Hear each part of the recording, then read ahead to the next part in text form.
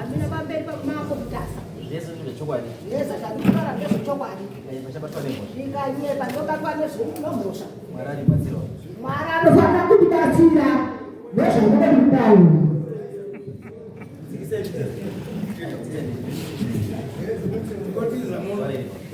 Ini damira babeka mtasa. Nemosha yangu nini? Mosha yacho ndio muda wangu. Wanakatoi wanaweza naiki. Saka tukuti kite muda wangu. Takaenda kwa dotongwa pachanga mili. Mambo akataona muda ndio yenu. Saka iya katikani. Tumefanya kutana. Ndikaji tumepatana sei. Hiyo muda wangu. Ili tunafanya kutoka muda wangu. Iwa kupira kuti noda kurima magogoya. Saka akarima magogoya. Nasina kuti ndikuda muda wangu. Watora muda wa mai wake watengesa. Saka wangu iwoyo akuda kutengesa zvituti. Saka kati ikwete akaza auna kuya muda kwa baba wangu. Wakati kumodharweni une muda wokuya nawo kuno. Ngatipete. Asite muda ndakapwa kumo wangu. Akatungora. Saka na wili kwa muda wangu pano. Ndikuda muda wangu.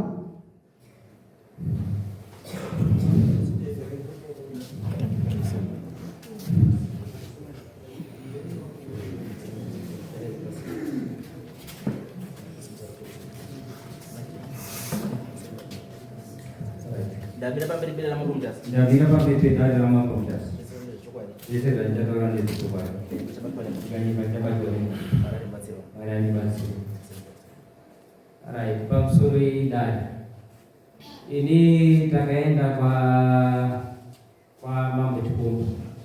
Jika tunggu nyai jatuh ini nanti nak beramah munda. Uyun di mana orang bukan kamu nak kerja bagon, dia kan duit bukan, pakai di bagu nama orang di mana, right? Nyaya yang kayak cikan dia bukti, maya, nak ni sana ni mungkin orang ni pada nak aku kumpir aku ni, kan ni sana aku dah maya, wakat mana siapa ni bukti sana ni mungkin orang kita sudah berbuat, dia munda bukti ku kuas kerja ku bukti mana, munda uyu dah pura puri. 2009 ndio pataka kuwa muda na maya right zada muda mwe okokapa wanozi mai machida ini ndaenda kulima kumuda kweo muda uya ndakulima wana mai machida wakaona ndakulima mumuda mama wangu asipongo tumbe no mandere no kasiwa ndipa kuenda kumusha wana mai machida wakaenda kulima ngari la masabu nyamanza maya wani mangara manyamanza maya ndakafundira mai kuno ku munda waya wakutauti ni wanhu vamakambo pauti warini kanza aure tindikuya shuwa takaenda mudari masabu nyamanza maya tikasvika wakabvunzwa vanhu vaya imimi muri kuti munda ndewenyu ndekuchikonzero chei wakati isusu takapuwa namai wa munda vatipa munda takaurima 17 years saka makore atarima awandisa nyamanza maya sabu wakati aiwa imimi kana makapuwa munda kuti mushandise amuna kunzi kana marima makore akawanda muchatora munda iwo maya ava vari kuti munda ndakapa mwana wangu kuti adi ashandise because mwana ava wanga wachiri wadiki zvino wakura arora saka ndamupa kuti adi ashandise munda imimi makumhangarira futi kwasabu zviri kubatsirei ndio pakabvudzwa nasabu kuti imimi muri kugara kuwadhani kwakati wati 1 isusu nguva iyoyo takati wati 29 yakunzi 28 right akanzi munobhadhara muteveri mumunda umu wakanzi aiwa hatibhadhari muteveri ukanzi munda ndewekwani ndewekwaMasunga teedza izvi kutaura mai avo kuti munda tapani tapamwana wangu handina kumbobvira ndakana munda kuvatorera nechisima asi kuti iwo ndiwo wakandipa munda wandipa munda hawana zuva kana wana haruka rawakauya kotaura nini kuti wona mwanangu inini ndakakupa munda iwewe zvandakakupa munda iwewe munda wandakakupa uya handichakwanisi kuti urime chindipa munda wangu handimaona apa pawakandipa munda hawana kundipa munda vachida kuti munda uchazosiya wakati rima inini handichakwanisi kukusvika. Nofunga kubva paumba patinogara kuenda kusvika kumunda ikoko maybe pakareba 2 km kuenda kumunda ikoko. Iwo wakataura kuti handichakwanisi kukusvika. Chishamiso ndechekuti ini ndakazongozwa ndakudaidzwa pano paMambo Chikomba kuti une nyaya iri kuno kwemunhu, asi iwo hawana kukwanisa kuenda kwasabhuku kuti wotaura kuti ndikunetsana nemwana mwana uyu munda wangu ari kutitorera. Asi tichisvika ikoko paMambo Chikomba wakati inini ndakutora munda wangu mwana uyu because vana wavo vari kundituka kuti inini ndiri ngoma handibaliba. Ndikati mai dare riri panapa pamwe ndinokushichidzirai kana tiri kumba. Ndinokumbira kuti inimi mutaure pamberi pavanhu vese vari panapa kuti izuva ripi randakakutukai mai. Ndatangira napapi mai wakashaya chekutsanangura. Washaya chekutsanangura wakaenda kupomedzera mukadzi wangu kuti uyu ndiaindituka. Mukadzi wangu akaita futi saizvozvo akati ndine zuva randaifona ndichitaura nemurume wangu aenda kumapurisa uko ndichiti maybe. Saka iwo ndiwo pawakatanga kukosora kuti tiwazwe kuti varipo. Wazwa kuti varipo wakazobuda hameno kwawakaenda tozozwa kutaura kuti kwazi wari kufamba uri kundituka wari kufamba uri kudii but hatinombobvira tataura navo. Wati wewe mai akakupaunda kuti urimi aupa zvachose ndiwo zvaakataura kuti mwana kurima hako munda. ndiramubvunzo wakazi mwana angu rima hauna kuzvitora zvachose une here pawakanyorerwa kunzitora ndakupa munda havana patakanyorera makataura muri 2 pane here ari kuwitness right pana angaripo patakatonga pasabhuku Nyamadzamai ndikutaura pamakawirirana patakawirirana mudzimai wangu agaripa mukadzi wako aiti witness miyadzaro hapana. saka is your word against your word. Iwo haurwirisi chekupiwa kwasabhuku unobhadhara mutero unobhadhara wemunda iwo kana ndichibhadhara mutero ndati unobhadhara mutero unobhadhara westendi yako usiri munda kao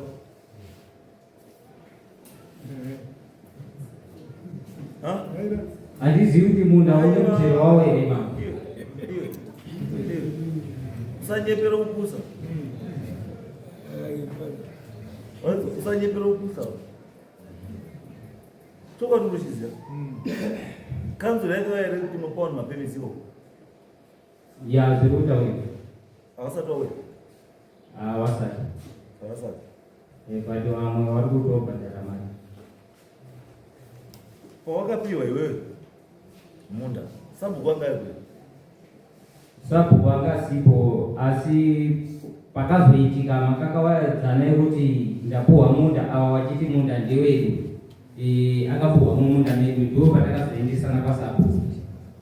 aiwa izvaka kuona pane nyaya hauendi kwasabhuku nenyaya yekuti warikudambidzwa pamakaita transaction yekupana sabhuku aifanira kunge aripo as witness kuti munda uri kwakati hausiri wamai wawanini nosabhuku hapana umwe munhu aripo ndiani akawitnessa transaction hapana saka unotesisi kuti bhirivhoti iwe ndotaura chokwadi mbuya vari munyika mbuya she gets the benefit of the doubt because vari pamunda pavo iwe hauna chiro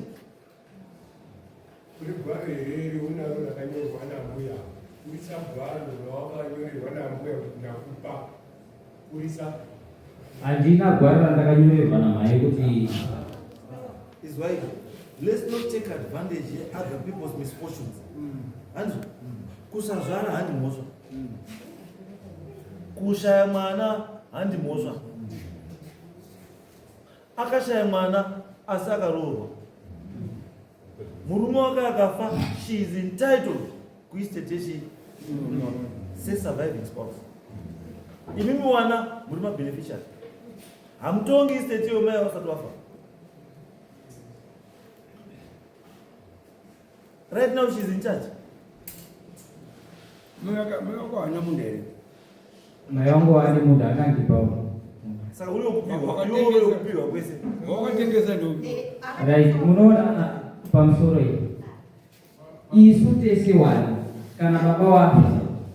Anditarisiri kuti wana tinenge tiine minda tinotopuwa nevabereki. Kana tapuwa minda nevabereki isusu. Andizivi kuti mubereki kana akutaura kuti pandakakupa baba ndakutora. Nekuti paunotipa ubereki hawana magwaro anotinyorera kuti iri gwaro ndakupa munda ndewako. Izwa. Anokupa munda asingakwanisi kukutorera. Ndi mai wako na baba wenya kutumbura. Mai wako iwe wakakubara iwe. Ndiye anokupa asikakutorera asikakunyoresa pasi. Mumwe munhu wese ari kunzokwa anokunyoresa pasi. Woza unokama naye. Mukama wako newe uyu mai yako ndio kuti mukadzi wako wako chete. But otherwise hapana shida. Because kana muchimutuka kuti ingomwa. Unoona zviri nane kuti nditore ndipe hama dzangu dzedzigari. Tangabi andinombobvira ndataura murumiro. Asaka seo Andituki ndinotombatsira wani kana aripomba. Iwewe courage kuti uye komira mukoti namai ndo zvinoratidza kuti uri ndurura. Nyaya inoperera kumba. Ini chakamira. Chakati nyaya isapere kumba chii. Inini handisi kutoziva kuti mai ava chirangwa chavo ndechii. Hawana zuva ravambouya kunyange dai iwo wakandipa munda hawana kumbouya kuti iwe ndakuda munda wangu. Pachikomba makanotsvaka. Pachikomba ndiwo wakandimhangerera kuti bazaruramba nemunda. Ndinayo magwaro epachikomba anhu ari panapa awakatonga. Iwe zvawakaendeswa pachikomba handiko wakatona nyaya yekunesa yemunda. Handiko wakatozwa nyaya yekunesa. Handi kuyo chakaita zvakudzosera munhu chinhu chake chii. Right, inini chakaita kuti chakati usadzosere munhu wachinhu chake akuchida chii. mune zvinhu zvangu zvirimo wanga usina kunditaura kuti munda ndichazotora. Saka kuti zvako mune zvinhu zvako hazvive kuti chimahamapo. Saka iwo nda wakataura namai kuti mai munda makuda ndazwa mai chiregerai zvinhu zvangu zviibve ndikakohwa ndichazora. Asi iwo wakutokondesa ownership now. Iwo hausakumbira kuti zvinhu zvako zviibve. Wakutokondesa ownership kuti utenge pako.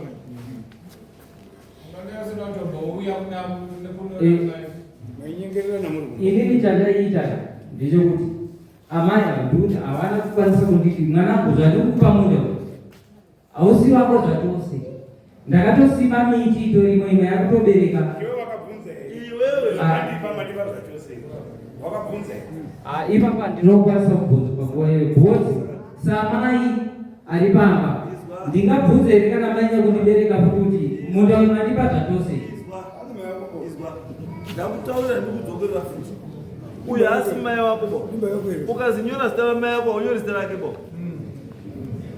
Mai wako haumuzivi. Mai wako haumuzivi here. Usada kunyepera kuzvisa padhuze namai wako. Asi mumwoyo mako usingamudi. Imi nyaya yenyu makutorwisana nhaka yamai ava. Nenyaya yekuti muruza kuti havana mwana saka akafa ndo pazviri kuperera. Saka makutosheya nhaka yake yasati afa. Makutosheya nhaka yake yachiri mupenyu. Uruda chinhu chake uyu. Akuti ndakati mwana ndikusiiswa ndochirimo wako. Wauda kutozvitorera. Kuti pikata handi kuti ndidzavo. Andino. Iwo uri mudoko serekewo. Nokwanisa kutotsvaga imwe miti kana pamusoro pegomo unokwira kana mabhanana yakadzira nawo. Uchiine simba racho.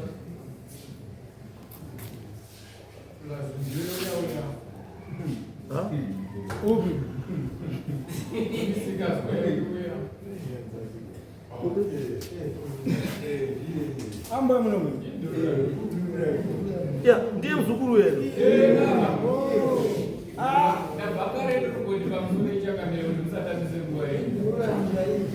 Wakazobhadhara here.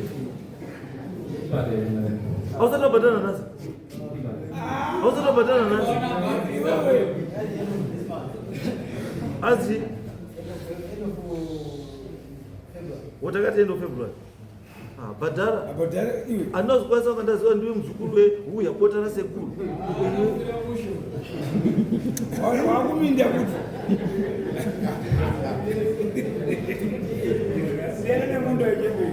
Aiwa, anyway, apa zvinhu zvakajeka. Hapana kuti tambokuita utsinga wakaita sei. Asi tutobatsira kuti uchengetekewo. Musazonetsana nechembere.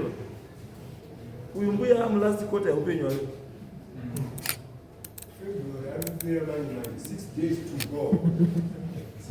Right. Chiitai bambo, zvatava kuita. Ibvai mambo pamunda wambuya. Siyai mbuya ari pamunda wake. Kana uda kukumbira, chienda kukumbira zvakatakaona mai akupe moita mapepa. Moita zvipachena. Kana asingadi hadi.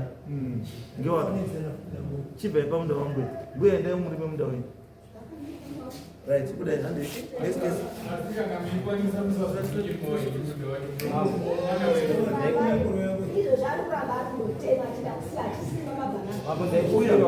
Mune zvinhu zvangu zvakawandisa.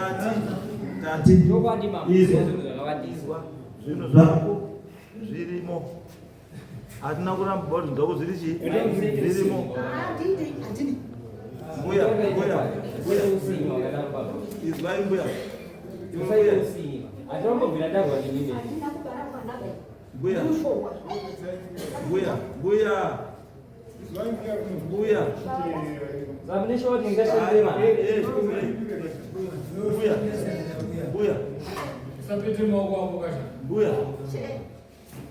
Chiregedzai mwana uyu zvinhu zvake zviibve, abvise zvinhu zvake.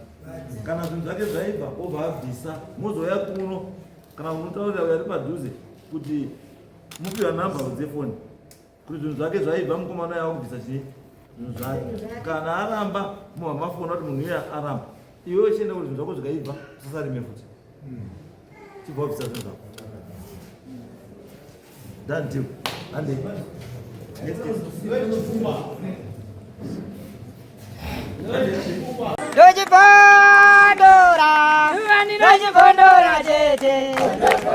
Teachkatch MTV inokupa nyaya dzakasiyana-siyana dzinoitika mumatunhu atigere neakatikomberedza, dzinotyisa, dzinofundutsa, dzinokatyamadza pamwe chete nedzinosetsa. Kuti musarasikirwe nenyaya idzi, munoenda paYouTube channel yedu Teachkatch MTV, mondo subscribe ipapo, musakanganwe kulaika pamwe chete nekushare, musazokoshiwe kupfanya kabhatani ako ndokabheroka kuitira patinokanda chinopisa munoyeuchidzwa. Teachkatch MTV tinodzifamira. Dojibondora, dojibondora tete.